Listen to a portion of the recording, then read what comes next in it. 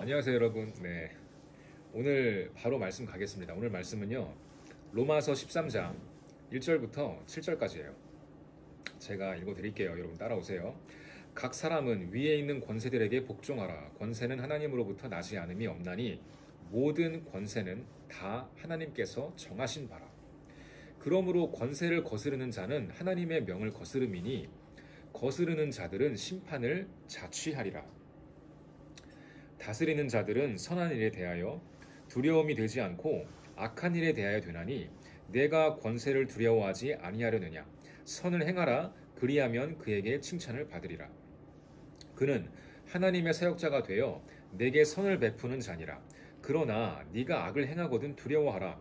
그가 공연히 칼을 가지지 아니하였으니 곧 하나님의 사역자가 되어 악을 행하는 자에게 진노하심을 따라 보응하는 자니라. 그러므로 복종하지 아니할 수 없으니 진노 때문에 할 것이 아니라 양심을 따라 할 것이라. 너희가 조세를 바치는 것도 이로 말미암음이라. 그들이 하나님의 일꾼이 되어 바로 이 일에 항상 힘쓰느니라. 모든 자에게 줄 것을 주되 조세를 받을 자에게 조세를 바치고 관세를 받을 자에게 관세를 바치고 두려워할 자를 두려워하며 존경할 자를 존경하라. 아멘. 네, 오늘 말씀 좀 그렇죠.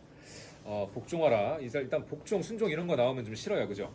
그런데 오늘 하나님께서 이 어디에 복종하라고 하시나, 그리고 왜 복종을 요구하시는가, 이거를 좀 성경적으로 보겠습니다. 네. 성경 읽고 성경적으로 본다는 게 좀 그렇네요. 아무튼 1절에 모든 힌트가 다 있어요. 각 사람은 위에 있는 권세들에게 복종하라. 권세는 하나님으로부터 나지 않음이 없나니 모든 권세는 다 하나님께서 정하신 바라. 그래서 하나님이 정하신 것이고 하나님이 준 것이기 때문에 너는 그 권세에 복종하라는 겁니다. 자, 그럼 여기서 퀘션이 생기죠. 그 권세를 가진 사람이 좀 이렇게 뭐랄까 바보야. 그리고 이제 뭐 바보면 그래도 이제 동정이라도 할 수 있죠. 하지만 바보가 아니라 너무 악해. 알바를 하는데 알바 그 주인이 너무 꼰대고 너무 진짜 악당인 거예요. 그냥 뭐 여러분의 노동 이거를 막 착취하고 돈도 제때 안 주고 막 그런 사람이야. 자, 그런 경우에 그래도 그 권세에 순종을 해야 되나요? 복종을 해야 되나요? 라고 물어볼 수 있겠죠. 물론 여러분 그 알바 같은 경우에는 그냥 때려치면 그만이잖아요. 뭐 다른 알바 구할 수 있죠. 자, 그런데 이 우리가 오늘 얘기하고자 하는 바는 그냥 알바 정도는 아니에요. 여러분의 어머니 아버지도 권세입니다.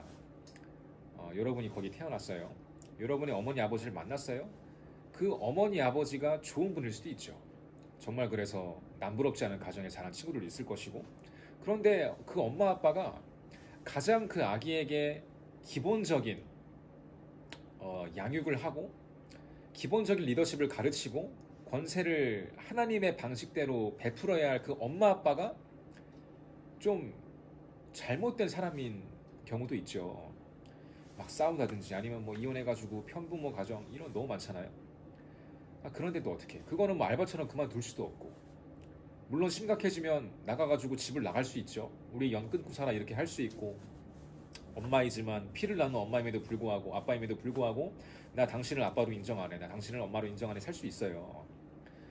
그런 경우에, 그리고 우리가 직장 생활을 하게 되면 직장 상사를 만나는데 이거는 알바보다 좀 더 시리어스하죠. 진지해요. 내가 어렵게 취직한 취직한 직장인데 알바처럼 맘대로 그만두기도 그래. 그리고 나라 어떻습니까? 의정부 시장, 또 이제 대통령, 이런 분들은 우리가 바꿔야지, 마음에 안 든다고 바꿀 분들이 아니잖아요. 그러니까 이 권위라는 거, 권세라는 거는 그냥 단순히 알바 사장님으로만 생각하기에는 너무나 큰 분야거든요. 그게 전부가 아니에요. 그래서 이제 이런 권세라는 것을 봤을 때 우리 입장에서는 항상 그걸 평가합니다. 여러분도 저 평가하고 있죠, 그죠? 아무튼 그런데 이 밑에 사람은 위에 있는 권세를 평가하기 마련인데 좋은 평가를 줄 수 있는 권세라면 문제가 없겠죠. 그런데 항상 좋지 않은 평가를 할 수밖에 없는 그런 우리 위의 권세를 만나게 됐을 때는 어떻게 하겠는가? 물론 그것에 대해서 아무런 그냥 바보처럼 지내란 말은 아닙니다. 하지만 1차적으로 여러분은 그 권세를 주신 분이 하나님인 것을 인정하고 1차적으로 그 여러분 위의 권세를 위해서 기도해야 돼요. 그를 위해서 축복해야 됩니다. 만약 일을 제대로 못해요. 그러면 여러분이 도와주세요. 성품이 개판이야? 여러분 일단 버티면서 그래도 그 사람의 마음을 한번 사보려고 노력하세요. 왜냐하면 하나님께서 그 상황을 가운데 여러분을 두신 거거든요. 그걸 인정하는 거야. 그게 하나님의 주권이거든요. 그러니까 일반 하나님이 없는 사람들은 나 직장 완전히 잘못 취직했어. 내 실수야 라고 하잖아요. 실수가 아니라 하나님이 여러분을 거기 두신 거예요.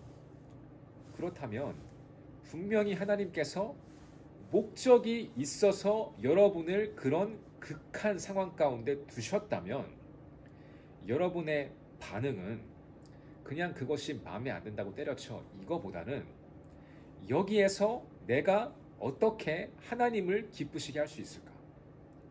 내가 이 말도 안 되게 자기 마음대로고 제멋대로고 심지어 정의도 없고 이 착취하고 이런 악한 권세가 내 위에 있는데 내가 그를 위해서 어떻게 하나님의 방식으로 섬기고 기도할 수 있을까? 여러분 그 생각을 하시길 바랍니다. 그냥 마음에 안 든다고 다 때려치고 바꿔버리면 우리가 사는 이 세상은 그냥 쳇바퀴 도는 그런 세상일 거예요. 누군가는 희생해야 돼. 그죠? 누군가는 희생해야 돼. 누군가는 그 시스템을 바꾸기 위해서, 누군가는 지금까지 이 행해졌던 앞선 이 권세들의 잘못을 바로잡기 위해서 누군가는 희생해야 돼. 바로 그 사람이 너란 말이야. 크리스찬. 이 어둠의 고리를 끊을 사람, 정말로 대대로 내려오는 그 고인물 같은 꾸정물을 마셔버릴 사람, 뺄 사람, 누군가는 해야 돼요. 그게 여러분이길 바랍니다. 그래서 1차적으로 이 말도 안 되는 권세가 위에 있을 때 그것을 공격하고 막 사람 이렇게 정치적으로 모아가지고 뭐 데모하고 그런 것들이 민주주의 사회에서 너무나 흔하죠. 그래서 우린 때로 그런 것들을 해. 그죠? 시위하고 데모하고 촛불 켜가지고 대통령 바꾸잖아요. 그걸 비난하는 게 아니야. 세상 사람들은 그럴 수 있어. 하지만 크리스찬은 한 번 더 기도하는 사람들이야. 한 번 더 내 위의 권세가 잘못된 걸 누가 모르겠어요? 세상 사람들 다 아는데. 하지만 그를 위해 정말 기도할 수 있고 그 권세를 일단 버티는 거야. 여러분 그런 의미에서 저는 여러분에게 존버할 것을 권합니다. 존나 버티는 거예요. 왜냐하면 존버는 승리한다? 이게 세상에 그냥 주식에서 나온 말이지만 나는 그 말이 너무 좋더라고요. 왜냐하면 요즘 특별히 이 세상에 버티는 사람이 너무 없어. 인내심이 너무 없어. 그냥 조금만 있으면 이건 나랑 안 맞아 떠나버려. 그러니까 경력도 안 쌓이고 인맥도 못 만들고 그냥 그대로 나이 30, 40 먹는 거예요. 그때까지 이룬 게 아무것도 없어. 아이러니하게 내가 여기서 이룰 게 없다 하고 떠나니까 진짜로 못 이루는 거예요. 그런데 그 상황에서 버텨보세요. 하나님께서 제가 서두에 이 모든 게 하나님께서 보고 계시고 하나님이 허락하시고 허용하신 상황이라고 말씀드렸잖아요.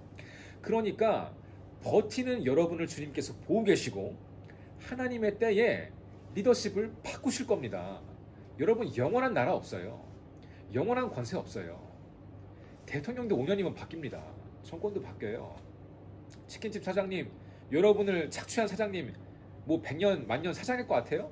아니요. 가게가 없어지든지 사장 바뀌든지 할 거예요. 거기까지 버텨야 돼. 거기까지 리더십이 바뀔 때까지 버틴 자에게 하나님께서 비로소 그러면 내가 너를 그 자리에 두겠다 하시는 겁니다. 사실 그때부터가 진짜 싸움 시작이거든요. 권력이라는 거는 나한테 없을 땐 너무나 쉬워 보여. 바둑이나 장기를 둘 때 그냥 훈수하는 게 너무 쉽잖아요. 아유 저기다 두면. 근데 직접 플레이 해보면 그게 안 보인다니까, 수가. 그 사람들이 바보라서 그 수를 못 찾는 게 아니에요. 진짜 이게 내 명예가 걸린 게임, 돈이 걸린 게임이면 내가 그 자리에 플레이어로 있으면 이 옵저버랑은 완전히 다른 느낌이 가지게 되는 거거든요. 그래서 우리가 밑에 있을 때는 권세 있는 사람을 욕하죠. 하지만 우리가 그 권세를 잡아보게 되면 여러분의 밑에 사람이 이제 여러분을 욕하기가 너무 쉬울 겁니다. 그래서 그때부터가 게임 시작이라는 거예요. 내가 비판했던 그 자리를 내가 갔을 때 진짜로 몇 배 더 뜨겁게 기도하고 몇 배 더 하나님을 찾아서 정말로 여러분의 리더십 때부터는 상황이 바뀌고 상황이 호전되고 이 역전될 수 있도록 기도하셔야 돼요. 그 순간이 오기까지 그래서 일단 버텨야 돼요. 그래서 일단 우리 위의 권세를 인정하고 그것을 위해서 기도해야 돼요.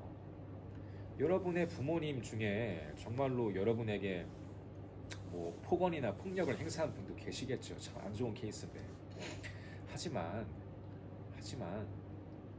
부모님에 대한 그 억울한 마음 다 이해하고 얼마나 서럽겠어요. 하지만 그렇다고 여러분 부모님을 버리지 마세요. 마지막까지 버텨보세요.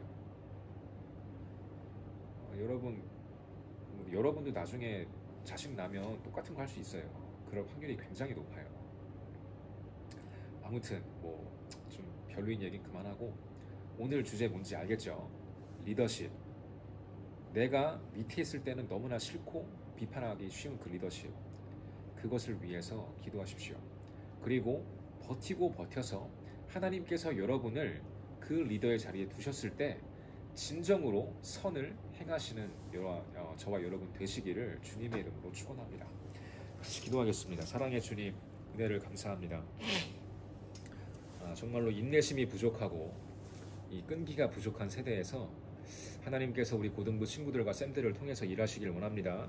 특별히 우리에게 주어진 상황 가운데에서 우리가 섬겨야 할 세상의 리더십들을 예수님의 마음으로 섬길 줄 아는 우리 고등부가 되길 원합니다. 그리고 하나님의 때가 차서 리더십의 체인지가 이루어졌을 때 우리가 그 리더십을 갖게 되었을 때는 이전과 같은 악을 행하지 말고 이전과 같은 실수하지 않고 하나님의 마음, 예수님의 마음으로 변화를 만들어내고 혁신을 이루어내고 정말로 좋고 선한 의미에서 하나님의 나라를 임하게 할 수 있는 그런 선한 마음을 주시기를 간절히 원합니다. 감사드리며 예수님 이름으로 기도합니다.